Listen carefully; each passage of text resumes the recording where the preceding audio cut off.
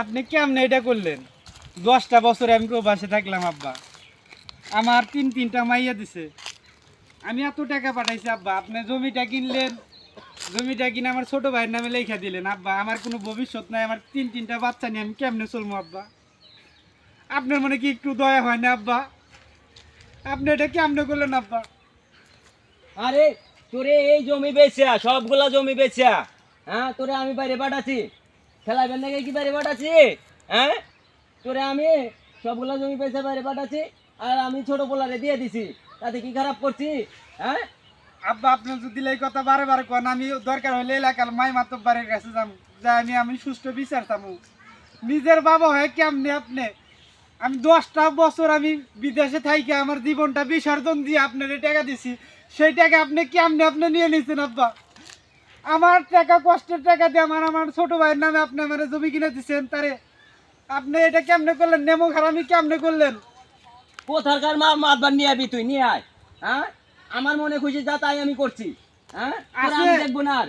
এলাকায় অনেক মাই মাতব্বার আছে যারা ন্যায্য কথা কয়, হক কথা কয়, গরিবের দিকে তাকায়, নিজের বাপ হয় এরকম কারোর সাথে ব্যবহার করে না। আব্বা আমি এই যে কয়া যাইতেছি, এখনই আমি মাতব্বার সাহেবের কাছে যাবো। মাতব্বার সাহেব ইনশাল্লাহ একটা সুস্থ বিচার দিব।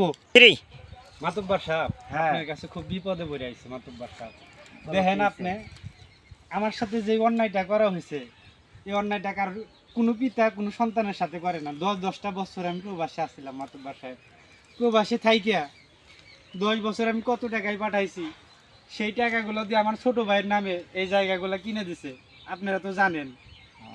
তো এই বিষয়টা আমার তিনটা আল্লাহ মাইয়া দিছে, তিনটা মাইয়া আমার বিয়ে দেওয়া লাগবে। তো আমি চাই আমার ন্যায্য অধিকারটা আপনি আমার ফিরিয়ে দেন, দয়া করিয়া ন্যায্য কথাটা বলবেন। আচ্ছা দেখতে আছি, তোমার আব্বার সাথে কথা বলে আমি দেখতে আছি কি করে। জরুল সাহেব কি বাসায় আছেন?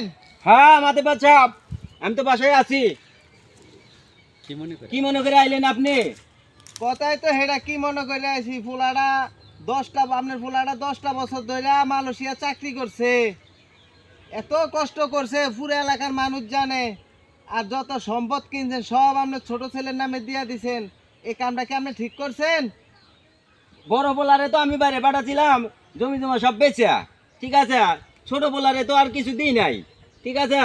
তো এখন মনে করেন যে করছি যে বড় পোলা সব টাকা পয়সা পাঠাইছে, এটা দিয়ে জমি কিনা ছোট পোলারে দিয়ে দিছি। এখন শোনেন কি বলি, আপনি যা করছেন সব অন্যায় করছেন। তার 3টা বাচ্চা আছে, একটা বউ আছে, এর নিয়ে তো খাওয়া লাগবো। অনকে আপনি কিছু করবেন নাকি আমি এলাকার গণ্যমান্য সব ব্যক্তিদের নিয়ে আপনার কঠোরভাবে শাস্তি দিব? না মাতেবার সাহেব, তো আপনি ওই মনে করেন যে ওই গণ্যমান্য মাতেবার ডাকার দরকার নাই, কেস কারণের দরকার নাই, ঠিক আছে। আমি আমার বড় পোলারে কিছু আপাতত দিতেছি। আচ্ছা ঠিক আছে, এই কথা যখন থাকে তাহলে আমি আসি, আমার জন্য আবার না আসা লাগে। আচ্ছা মাতেবার সাহেব, ঠিক আছে। বাবা রাশিদুল, আমি যা করছি ভুল করছি, ঠিক আছে। তো এই জমিটা তো তোর ভাইয়ের নামে দিয়ে দিছি, তো এই জমিটার সমান অংশীদার এখন তোরা 2 ভাই, ঠিক আছে। আব্বা কেমনে এই কথাটা বললো? আল্লাহ আব্বারে হেদায়েত করুন। আব্বা আপনি কি সত্যি কথা কইতেছেন? হ্যাঁ বাবা আমি সত্যি কথা বলছি। আপনি সত্যি কইতেছেন? হ্যাঁ বাবা আমি সত্যি কথাই বলছি।